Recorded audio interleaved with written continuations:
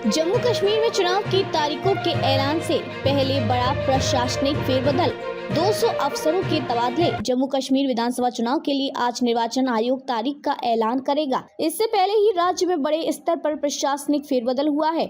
सरकार ने राज्यों में करीब 200 सिविल और पुलिस अधिकारियों का तबादला किया है। IAS अभिषेक शर्मा को, जो सांबा के उपायुक्त थे, उनका ट्रांसफर राजौरी का उपायुक्त नियुक्त किया गया है। Jammu power distribution corporation limited के प्रबंध निदेशक विकास कुंडल को Jammu Kashmir power corporation limited के प्रबंधक निदेशक के पद का अतिरिक्त प्रभार सौंपते हुए पूंछ का उपायुक्त नियुक्त किया गया है। Shri Shakeel UI Rahman rather deputy commissioner Bandipora स्थानांतरित कर पुष्प एवं उद्यान विभाग कश्मीर के निदेशक के पद पर तैनात किया गया है। वहीं माजिद खलील अहमद द्राबू, जो विधिक माप विज्ञान जम्मू कश्मीर में नियंत्रक के पद पर तैनात थे, उन्हें ICPS जम्मू कश्मीर का मिशन निदेशक बनाया गया है। आज होना है विधानसभा चुनाव की तारीखों का ऐलान।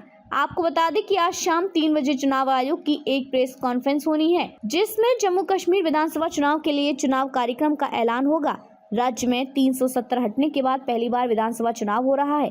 साल 2019 में राज्य पुनर्गठन और केंद्र शासित प्रदेश बनाए जाने के बाद से ही जम्मू कश्मीर की राजनीतिक पार्टियां जल्द विधानसभा चुनाव कराने और पूर्ण राज्य का दर्जा बहाल करने की मांग कर रही थी। सुप्रीम कोर्ट ने भी चुनाव आयोग को सितंबर तक जम्मू कश्मीर के विधानसभा चुनाव संपन्न कराने के निर्देश दिए थे। परिसीमन का काम पूरा न हो पाने के कारण जम्मू कश्मीर में लंबे समय तक विधानसभा चुनाव नहीं कराया जा सका था। मई 2022 के परिसीमन के बाद अब जम्मू कश्मीर विधानसभा में सीटों की संख्या 90 हो गई है। इस तरह जम्मू में 43 और कश्मीर में 47 विधानसभा सीटों पर चुनाव होने हैं। 2014 में 87 विधानसभा सीटों पर चुनाव हुए थे, जिसमें जम्मू की 37 और कश्मीर घाटों की 46 सीटों के अलावा 6 सीटें लद्दाख की थी। पिछली बार 2014 में हुए थे चुनाव। राज्य पुनर्गठन के पहले जम्मू कश्मीर विधानसभा के लिए चुनाव आखिरी बार साल 2014 में हुए थे।